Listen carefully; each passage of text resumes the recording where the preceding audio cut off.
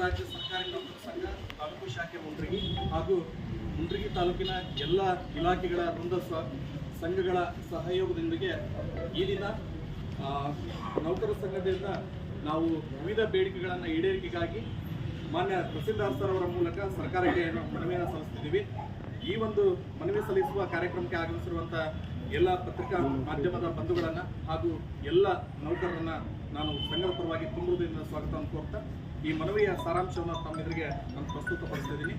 ಮಾನ್ಯರೇ, ಕರ್ನಾಟಕ ರಾಜ್ಯ ಸರ್ಕಾರಿ ನೌಕರರ ಸಂಘ ಕರ್ನಾಟಕ ರಾಜ್ಯದ 3 ಶೈಕ್ಷಣಿಕ ಜಿಲ್ಲೆಗಳನ್ನು ಒಳಗೊಂಡಂತೆ ಒಟ್ಟು 34 ಜಿಲ್ಲೆಗಳು ಹಾಗೂ 183 ತಾಲೂಕುಗಳಲ್ಲಿ ಶಾಖೆಗಳನ್ನು ಹೊಂದಿದ್ದು, ಸಂಘ ಕರ್ನಾಟಕ ರಾಜ್ಯ ಸಂಕಷ್ಟದಲ್ಲಿ ಇರುವಾಗಲೆಲ್ಲ ಅಂದರೆ ಪ್ರಕೃತಿ ವಿಕೋಪಗಳಾಗಿರ್ಬೋದು, ಅದೇ ರೀತಿ ಪ್ರವಾಹ ಸಂದರ್ಭಗಳಾಗಲಿ, ಕೊರೋನಾದಂತಹ ಸಂಕಷ್ಟ ಸಂದರ್ಭಗಳಲ್ಲಾಗಲಿ ಸಂಘ ಆರ್ಥಿಕ ಸಹಕಾರವನ್ನು ಸರ್ಕಾರಕ್ಕೆ ನೀಡುವ ಮೂಲಕ ಮಾನವೀಯತೆಯನ್ನು ಮೆರೆದಿದ್ದು ತಮ್ಮೆಲ್ಲರಿಗೂ ಗೊತ್ತಿರುವಂಥ ವಿಷಯ.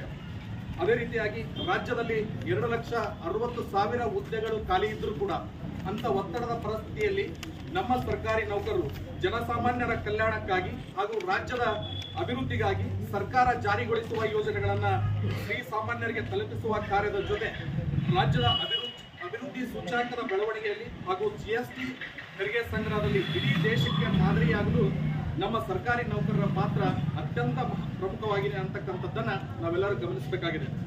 ಇಂತಹ ಕಾರ್ಯಾಂಗದ ನೌಕರರಿಗಾಗಿ ಕಾನೂನುಬದ್ಧವಾಗಿರ್ತಕ್ಕಂಥ ನ್ಯಾಯಸಮ್ಮತವಾದಂತಹ ಬೇಡಿಕೆಗಳನ್ನು ಈಡೇರಿಸುವುದು ಸರ್ಕಾರದ ಜವಾಬ್ದಾರಿಯಾಗಿದೆ. ಅಂತಹ ಪ್ರಮುಖ ಬೇಡಿಕೆಗಳಲ್ಲಿ ಈಗ ಆಲ್ರೆಡಿ ನಾವು 2 ವರ್ಷಗಳಿಂದ ನಾವು ಸರ್ಕಾರಕ್ಕೆ ಮನವಿಯನ್ನು ಸಲ್ಲಿಸ್ತಾ ಬರ್ತಿದ್ದೀವಿ.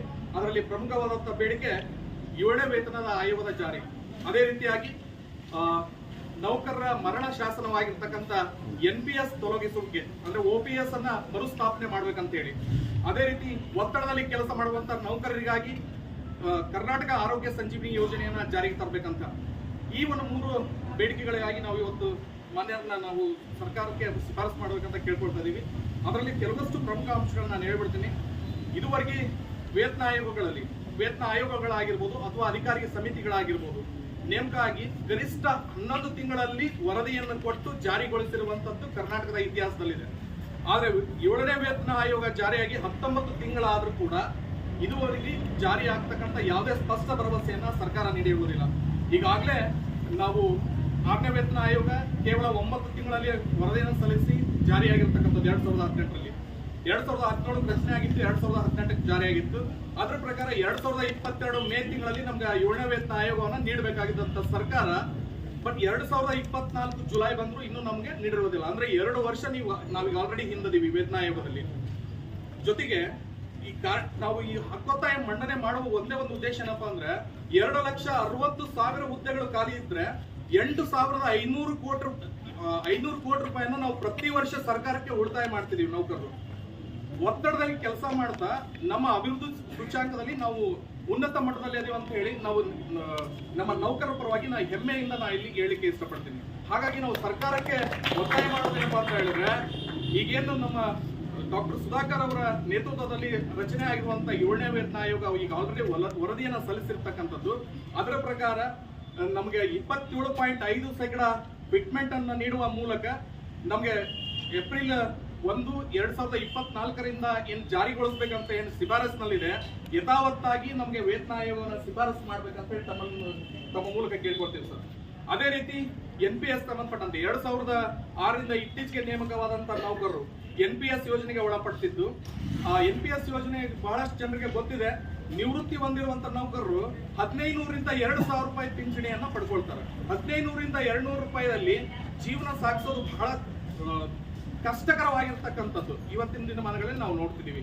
ಹಾಗಾಗಿ ಈಗ ಆಲ್ರೆಡಿ 2023 ಮಾರ್ಚ್ 1ನೇ ತಾರೀಕಿಗೆ ಸಂಘದ ಒತ್ತಡಕ್ಕೆ ಮಾಡಿದಂತ ಸರ್ಕಾರ, ಇಂದಿನ ಸರ್ಕಾರ 7ನೇ ವೇತನ ಆಯೋಗದ ಜೊತೆಗೆ ಮಾನ್ಯ ಮುಖ್ಯ ಕಾರ್ಯದರ್ಶಿಯವರ ನೇತೃತ್ವದಲ್ಲಿ ಒಂದು ಸಮಿತಿಯನ್ನ ನೇಮಕ ಮಾಡಿತು. NPS ಅನ್ನು ರದ್ದು ಮಾಡಿರುವಂತಹ ರಾಜ್ಯಗಳು ಪಂಜಾಬ್ ಇರ್ಬೋದು, ಹಿಮಾಚಲ ಪ್ರದೇಶ, ಮತ್ತೆ ಛತ್ತೀಸ್ಗಢ, ಜಾರ್ಖಂಡ್, ರಾಜಸ್ಥಾನ ರಾಜ್ಯಗಳಿಗೆ ತೆರಳಿ ಅಧ್ಯಯನ ಮಾಡಿಕೊಂಡು ಬಂದು ರಾಜ್ಯದಲ್ಲಿ ಕೂಡ NPS ಅನ್ನು ರದ್ದು ಮಾಡ್ಬೇಕಂತೇಳಿ. ಆದ್ರೆ 2023ರಲ್ಲಿ ಮಾರ್ಚ್ ತಿಂಗಳಲ್ಲಿ ನೇಮಕವಾದಂತಹ ಸಮಿತಿ ಇದುವರೆಗೆ ಯಾವುದೇ ಸಭೆಗಳನ್ನು ಮಾಡಿರುವುದಿಲ್ಲ, ಜೊತೆಗೆ ಯಾವುದೇ ರಾಜ್ಯಗಳಿಗೆ ಭೇಟಿಯನ್ನು ಕೂಡ ಮಾಡಿರುವುದಿಲ್ಲ. ಇದು ನೌಕರರಲ್ಲಿ ಆತಂಕವನ್ನು ಉಂಟು ಮಾಡಿರ್ತಕ್ಕಂಥದ್ದು. 2.5 ಲಕ್ಷ ಸಂಖ್ಯೆಯಲ್ಲಿರ್ತಕ್ಕಂಥ NPS ನೌಕರರು ಇವತ್ತು ಸಂಕಷ್ಟದಲ್ಲಿರ್ತಕ್ಕಂಥದ್ದನ್ನ ನಾವು ನೋಡ್ತಿದ್ದೀವಿ. ಸಂಘದಿಂದ ನಾವು ಸರ್ಕಾರವನ್ನು ಒತ್ತಾಯ ಮಾಡೋದೇನಪ್ಪ ಅಂತಂದ್ರೆ ಈ ನೇಮಕ ಮಾಡಿರುವಂತ ಸಮಿತಿಯ ಶೀಘ್ರದೊಳಗ ಸಭೆಯನ್ನು ಕರೆದು ಅಧ್ಯಯನ ಮಾಡಿಕೊಂಡು NPS ಅನ್ನು ತೊಲಗಿಸಿ OPS ಅನ್ನ ಜಾರಿ ಮಾಡಿ 2.5 ಲಕ್ಷ ನೌಕರ ಹಿತವನ್ನ ಕಾಪಾಡಬೇಕಂತ ಹೇಳಿ ನಾವು ಸರ್ಕಾರವನ್ನು ಒತ್ತಾಯ ಮಾಡ್ತಿದ್ವಿ. ಆಲ್ರೆಡಿ ಸರ್ಕಾರ ಈ NPS ತೊಲಗಿಸ್ತೀವಿ ಅಂತ ಹೇಳಿ ಈಗೇನು ಅಧಿಕಾರಕ್ಕೆ ಬಂದಿರತಕ್ಕಂಥ ಸರ್ಕಾರ ತಮ್ಮ ಪ್ರಣಾಳಿಕೆಯಲ್ಲಿ ಇಟ್ಕೊಂಡಿತ್ತು, ನಾವು ರದ್ದು ಮಾಡ್ತೀವಿ ಅಂತ ಹೇಳಿ. ಆ ನಂಬಿಕೆ ನಮ್ಗೆ ಐತಿ, ಅದನ್ನು ಶೀಘ್ರವಾಗಿ ಮಾಡ್ಬೇಕಂತ ಹೇಳಿ ನಾವು ಸರ್ಕಾರವನ್ನು ಮಾನ್ಯರ ಮೂಲಕ ನಾನು ಒತ್ತಾಯವನ್ನು ಮಾಡ್ತಿದ್ವಿ. ಅದೇ ರೀತಿ ಈ 2.5 ಲಕ್ಷ ಅಂದ್ರೆ 2,60,000 ಹುದ್ದೆಗಳು ಖಾಲಿ ಇದ್ದಂಥ ಸಂದರ್ಭದಲ್ಲಿ ಬಹಳಷ್ಟು ಒತ್ತಡದಿಂದ ಕೆಲಸ ಮಾಡುವಂತ ನೌಕರರು ಇವತ್ತು ಗಂಭೀರ ಕಾಯಿಲೆಗಳಿಗೆ ತುತ್ತಾಗ್ತಿರ್ತಕ್ಕಂಥದ್ದನ್ನ ನಾವೆಲ್ಲ ಮಾಧ್ಯಮಗಳ ಮೂಲಕ ನಾವು ನೋಡ್ತಿದ್ದೀವಿ. ಇಂಥ ಸಂದರ್ಭದಲ್ಲಿ ನೌಕರರಿಗೆ ಚಿಕಿತ್ಸೆಯನ್ನು ನೀಡಲಿಕ್ಕೆ ಏನು ಒಂದು ಒಳ್ಳೆ ಯೋಜನೆ ಬೇಕಂತ ಹೇಳಿ ಇಂದಿನ ನಮ್ಮ ರಾಜ್ಯ ನೌಕರರ ಸಂಘದ ಒತ್ತಾಯಕ್ಕೆ ಮಾಡಿದಂತ ಸರ್ಕಾರ ಕರ್ನಾಟಕ ಆರೋಗ್ಯ ಸಂಜೀವಿನಿ ಯೋಜನೆಯನ್ನ ಆದೇಶ ಮಾಡಿತು, ಜಾರಿ ಮಾಡಿತು.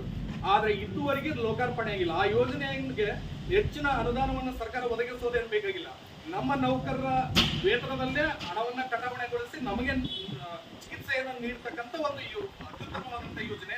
ಹಾಗಾಗಿ ಜಾರಿಯಾದಂತಹ ಯೋಜನೆಯನ್ನ ಸರ್ಕಾರ ಇನ್ನೂ ಲೋಕಾರ್ಪಣೆಯನ್ನು ಮಾಡಿರುವುದಿಲ್ಲ.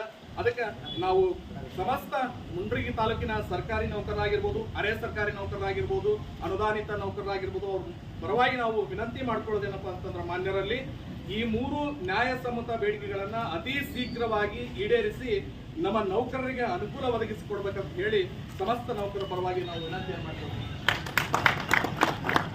ಮಾನ್ಯರು ನಮ್ಮ ಬೇಡಿಕೆಗಳನ್ನ ಶಿಫಾರಸು ಮಾಡಿ ಸರ್ಕಾರಕ್ಕೆ ಕಳಿಸಿ ಶೀಘ್ರವಾಗಿ ನಮಗೆ ನ್ಯಾಯ ಒದಗಿಸಿಕೊಂಡು ಕೇಳ್ಕೊಂಡು ನಾವು ಮನವಿಯನ್ನು ಸಲ್ಲಿಸ್ತೀವಿ.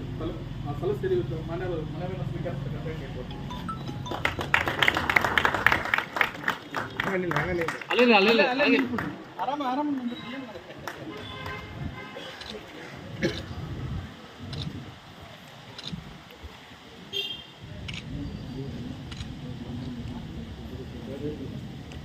ಕರ್ನಾಟಕ ರಾಜ್ಯ ಸರ್ಕಾರಿ ನೌಕರ ಸಂಘ ತಾಲೂಕಾ ಸಂಘ ಮುಂದಿಗೆ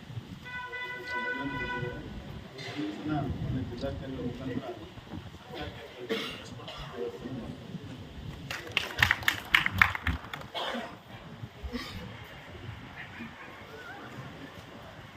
ಕರ್ನಾಟಕ ರಾಜ್ಯ ಸರ್ಕಾರಿ ನೌಕರರ ಸಂಘದ ವತಿಯಿಂದ ಹಾಗೂ ವಿವಿಧ ಸಂಘಟನೆಗಳ ವೃಂದ ಸಂಘಗಳ ಸಂಘಟನೆಯೊಂದಿಗೆ ಇಂದು ಮಾನ್ಯ ತಹಶೀಲ್ದಾರ್ ಸಾಹೇಬರಿಗೆ ನಾವು ಮನವಿಯನ್ನು ಸಲ್ಲಿಸಿದ್ದೇವೆ.